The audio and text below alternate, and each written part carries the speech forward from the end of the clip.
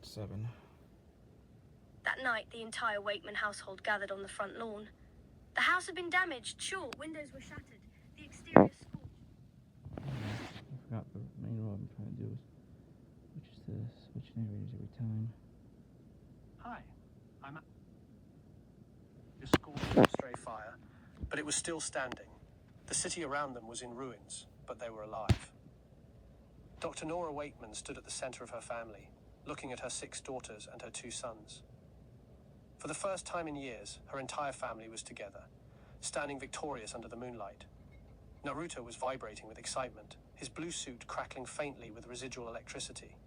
His orange bucket hat sat at a jaunty angle, and his whisker markings still glowed faintly with leftover energy. That was amazing. Did you see when I did the lightning release Rasengan? That was so cool. We should do that again, every day. No, Shinji said mildly, but there was warmth in his voice. His purple uniform was pristine somehow, despite hours of combat, his green beret perfectly positioned on his head. But we did well. We protected people. That's what matters. The city's going to want to talk to all of you, Sheldon said, returning just minutes after the silver shell had vanished. His white shirt was mysteriously clean, his careful appearance restored. But there was a slight flush to his cheeks, and he wouldn't quite meet Jenny's eyes. The government, the press, everyone. You're public knowledge now. Jenny watched him carefully, her sensors cataloguing every detail. The way his hands moved, just like the silver shells. The way he avoided her gaze. The timing of his absence. She said nothing. As long as we're together, it's fine, Naruto said, looking at each of his sisters, then at Nora. His blue suit seemed to settle into his form, becoming less a costume and more a part of who he was. Right, Mother. Right, Nora said. And for the first time in years, she smiled without worry creasing her face.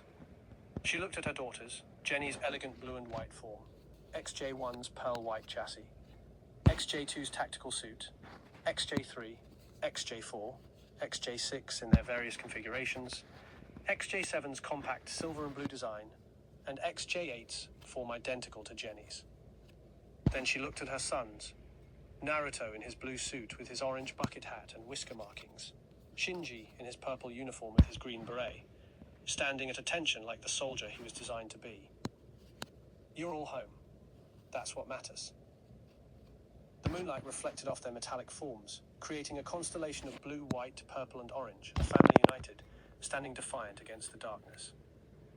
Come on, Brad called from the porch, still in his singed blue hoodie. Shinji made victory ramen. Let's celebrate. Chuck came rushing out, his small frame practically vibrating with excitement. And there's video of the whole battle. People are calling you all heroes, all of you. Naruto let out a whoop of joy and practically flew toward the house, his electricity leaving small scorch marks in his wake. Shinji followed with more measured steps, but there was a slight smile on his face, the kind of expression that suggested he was finally, truly home. The XJ series moved as one, a blue and white wave of feminine robotics converging on the house. And Jenny hung back for just a moment, looking at the city lights flickering back on as power was restored.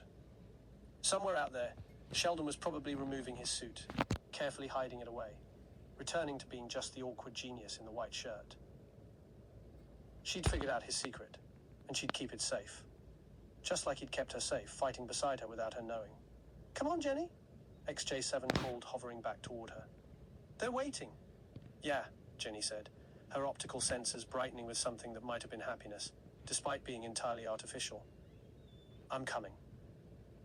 As she walked toward the house, toward her family, toward Naruto's infectious energy and Shinji's quiet strength, toward her sisters and her human friends, Jenny allowed herself a small private smile.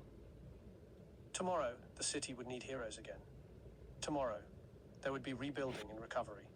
Tomorrow, she might confront Sheldon about the silver shell suit and the secret identity he'd been keeping.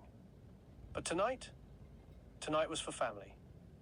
And for the first time in her existence, Jenny XJ-9 understood what that truly meant. Epilogue 1 year later. Okay, we'll stop there and call that good. If you want to see what happens in the future, you'll just have to wait and find out. Alright, I'll catch you next time.